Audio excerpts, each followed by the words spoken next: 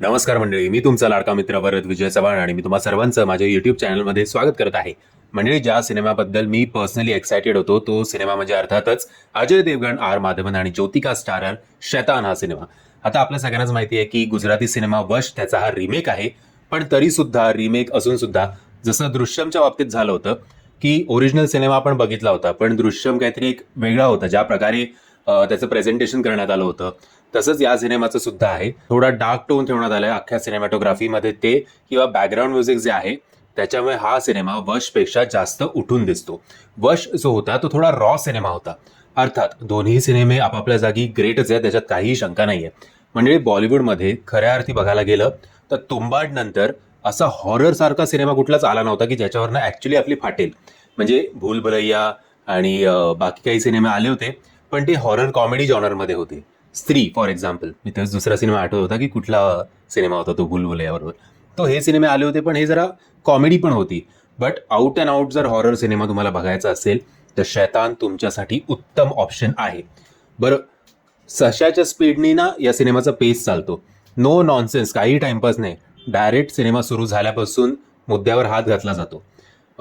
तुमच्या घरी एक पाहुणा आलाय, आता अर्थातच जर मी तुमच्या घरी आलोय तर मी तुमच्या परवानगीने येणार आणि परवानगीने जाणार. पण इकडे असं नाहीये. मी तुमच्या परवानगीने जाणार नाही, बट मी जाणार माझ्या अटींवर. आणि माझी अट काय, तर तुमच्या मुलीला मी माझ्यासोबत घेऊन जाणार आणि तुम्ही हसत खेळत आशीर्वाद देत तुमच्या स्वतःच्या मुलीला, पोटच्या पोराला माझ्यासोबत पाठवाल का? कारण जर नाही पाठवलं तर तो डायरेक्ट तुम्हाला मारून टाकेल, तिच्या लहान भावाचा सुद्धा खेळ खल्लास करून टाकेल. सो तुमच्याकडे दुसरा काही ऑप्शन नाहीये. बरं, ज्या प्रकारे यांनी ट्रेलर एडिट केलाय ना, ट्रेलर बघितल्यानंतर ऍक्च्युली खरं ते वशीकरण कोण करतंय याचं तुम्हाला काहीही हासबास सुद्धा लागत नाही. यासाठी तुम्हाला सिनेमागृहात जाऊन हा सिनेमा बघायला हवा. म्हणजे जर तुम्ही अजय देवगण फॅन असाल तर थोडा तुम्ही निराश व्हाल, कारण हा cinema out and out R Madhavan आणि स्पेशल क्रेडिट किंवा एक स्पेशल उल्लेख करायचा झाला तर तो म्हणजे जानकी हिचा. जानकीने ज्या प्रकारे ही भूमिका केली आहे, म्हणजे ओरिजिनल वश या सिनेमामध्ये सुद्धा जानकीच होती. तिचं हसणं असेल, तिचे हावभाव असतील. बरं, काही काही सीन्स या सिनेमामध्ये असे टाकण्यात आलेत, जर तुम्ही हॉलिवूडमध्ये एविल डेड हा सिनेमा बघितला असेल तिकडे क्रूरता किंवा काहीतरी विक्षिप्तपणा होता ना, तसा विक्षिप्तपणा इकडे सुद्धा आहे.